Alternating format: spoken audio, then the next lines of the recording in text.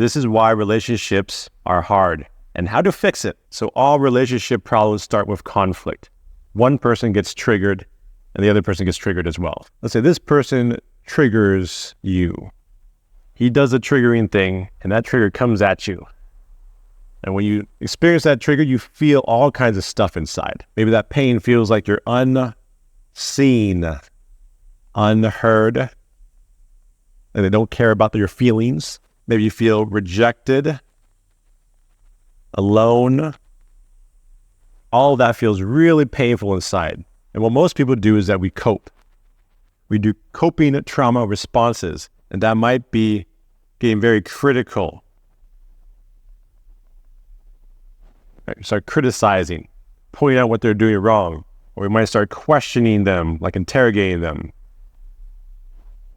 or we might yell or shout.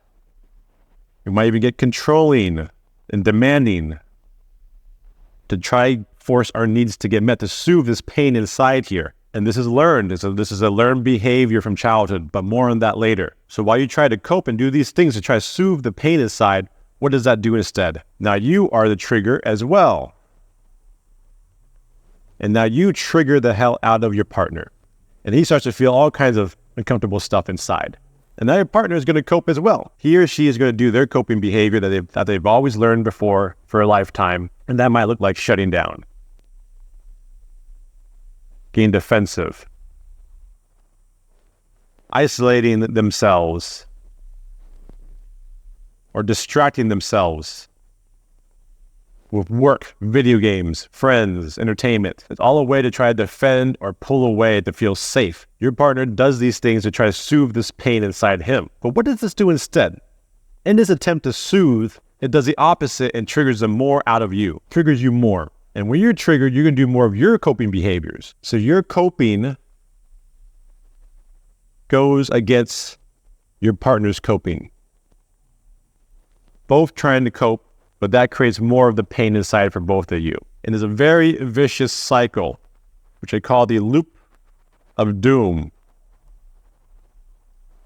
And this loop of doom will not stop if you keep doing the coping behaviors. To cope is to put yourself in that loop of doom nonstop. And this happens enough times, again and again and again, eventually it will lead to a breakup or divorce. Very painful. You can be years in this loop of doom. To get out of it, we want to stop coping. So when your partner triggers you, instead of go this direction, you want to go into the uncomfortable feelings that's coming up inside you. And the same work will be there for him as well. What you want to do is learn to feel your feelings, tuning into the body, how it shows up in the body. So you want to feel your feelings. You want to ask yourself this very important question. Where have I felt this before? Where have you felt this before?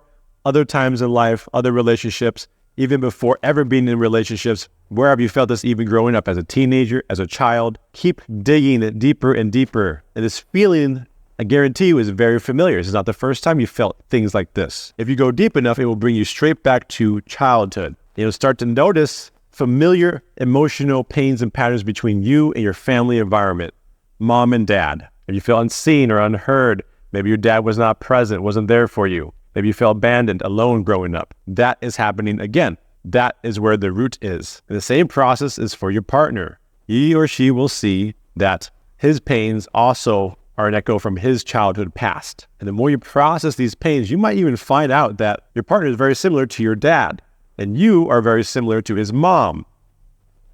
You'll see that your intimate long-term relationship today is a recreation of your childhood. And why do we do this? We recreate our childhood because that is what was modeled to us. It's what we learned. It's what we feel is familiar. That this family environment, no matter how toxic it was, the good and the bad, all of it, that's your model of the world. That's your model of what love and relationship looks like. And you will continue to go out and seek it and recreate it subconsciously. And the same thing for your partner. And you match up perfectly because you match each other's childhood wounds perfectly. Also the good stuff. If you want to change the quality of your relationships, you got to change the relationship that you have with your childhood and your emotions and do a process of inner child work and reparenting.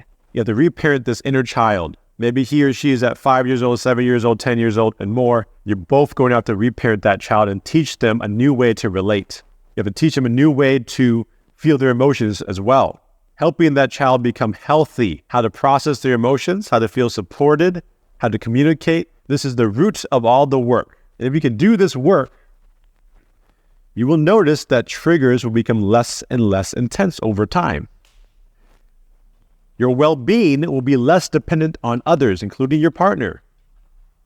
You will do less coping and trauma responses. You'll have more self-love and self-worth, more inner peace, and experience a lot more love, unconditional love for yourself and for your partner. There'll be less fear controlling your relationship and your entire life.